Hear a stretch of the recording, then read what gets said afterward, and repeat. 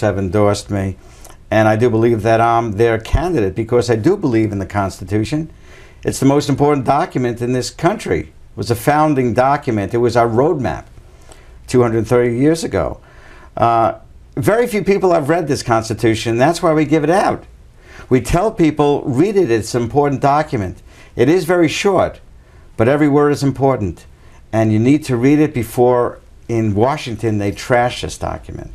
So right. We tell people at these meetings, take it home, put it under your pillow, read it many times, because it is the founding, the grounding and founding beliefs of our country. It is, and Obama's administration, of course, is working diligently every day, I think, to take some of those rights away from the people, you know. And well, they're working to trash it, as I say. Right, and Chris Murphy's part of it. He's voted with that triumvirate, if I could use my classical background of Obama, Reid, and Pelosi, 98% of the time. I really have to investigate that 2%, because if I could say at this point in time that is 99 or 100%, I'd like to be able to say it. Right. Well, one of the things that Chris Murphy voted for, of course, was the health care reform bill, which you always have some funny analogies about. Tell us about what you think about that and how you signed a pledge also to repeal that if elected. Well, I signed the pledge way back when the House first signed, I think it was called H.R. 3962.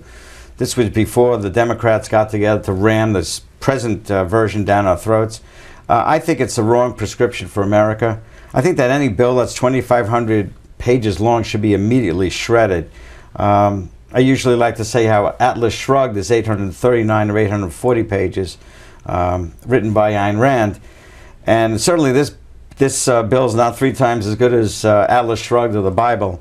Something that takes 2,500 pages long to explain just is too complicated. And this health care bill really looks to destroy the Taj Mahal, basically, in order to repair the kitchen floor. You don't need to do that. The health delivery system in this country is the best in the world, bar none. We need to do some things to improve the health insurance system. We need to have some portability of insurance policies. We need to have insurance companies sell their policies across state line. We need to have tort reform. But we don't need to destroy the whole system in order to accomplish that. When I go from tenant to tenant in various hospitals, tenants of mine in my real estate industry, they told me that they were not going to see Medicare recipients if their Medicare reimbursements are reduced by 15 to 20%. We're going to have rationing, and this is not the way to handle it. So I would definitely repeal this law, and I would look to defund these Obamacare portions in the next 2 years, because Obamacare cannot be repealed until Obama is repealed. I love that idea, make him a one-term president. Let's hope. Now, something else that you had the other candidates at the time, originally when there were 5 vying for the Republican nomination in the 5th Congressional District, you said that you would not accept a pension when you were elected, and you asked the other candidates as well to sign a pledge saying they also then would turn down a pension. Yeah, we did that in Canton, I believe it was February 3rd. I had already signed my own pledge in advance, and then I gave it to the other members. There were 4 other at the time, and they all signed it. Frankly, I think a couple of them signed it begrudgingly. But the idea is not to go down to further your own career, or to seek a pension, or to seek special health care benefits. You need to go down because it's an honor and a privilege to serve, as originally intended, for citizens to go down and serve. So I'm not accepting a pension. I'm not accepting special health care. I'm not accepting anything which would be different for the citizens of this district or this country. It's what I call the 28th Amendment. People in Congress should not live by different rules, period. I love that, Mark. That's great. Now, you've also received the Independence Caucus endorsement. Why don't you tell our viewers what that is? Well, Independence Caucus, or iCaucus, iCaucus.org, is the 2nd largest vetting organization in the country. And they asked a series of 80 questions, which you answer. And then they have private interviews, which last from 50 minutes to an hour.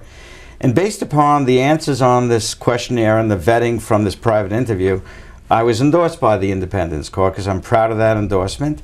The endorsement came out about 3 or 4 weeks ago. And it's made up of everyday people. It's everyday people. It's not only Republicans. You can join it. Anyone can join it and vote. And I encourage people to join iCaucus.org. Click to Connecticut and join the iCaucus movement in Connecticut. Again, as you said, it's not only Republicans. It's Democrats. It's unaffiliated voters. It's registered independents. It's folks. It's grassroots folks. Right. And that's who endorsed Mark. That's who they believed. And it was, I think, your two competitors in the primary. One of them scored very low.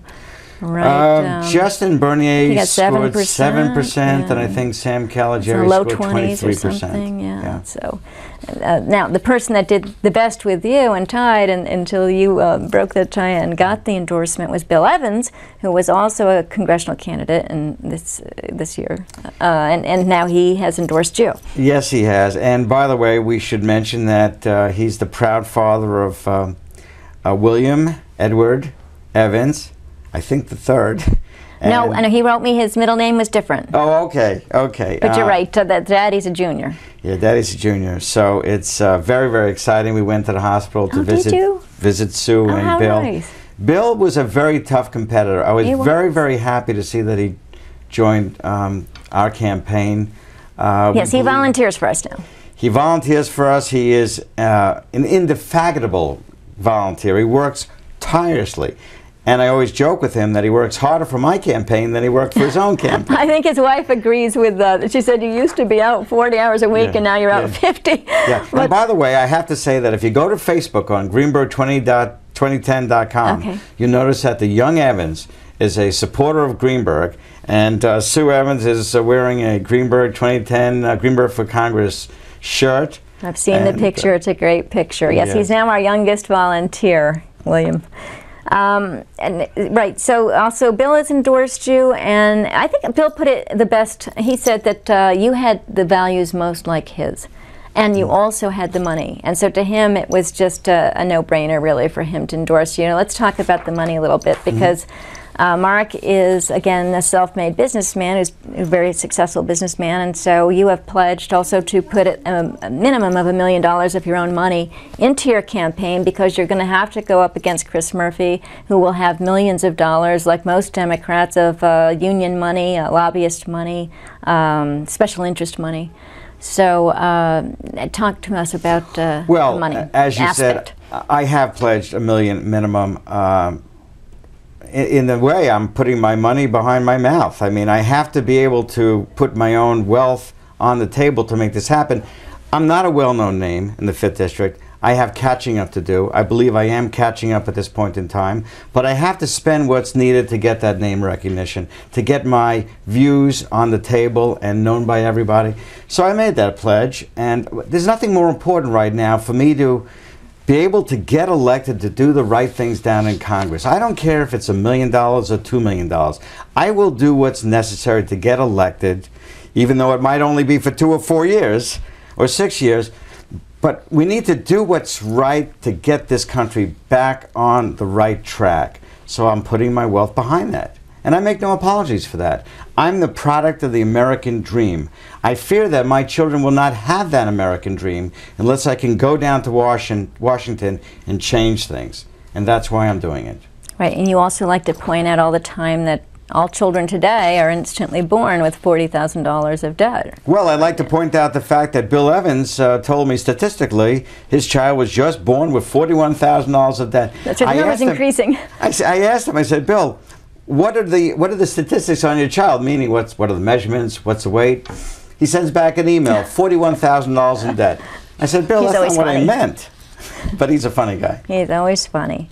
Well, that brings me to right now. Mark is doing thousands of doors, and he's working 14-hour days. And when we do doors, we talk to the people and we ask them what the biggest issue is for them this year.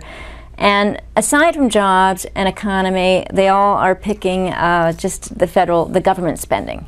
And so, how would you, as our congressman, actually help control government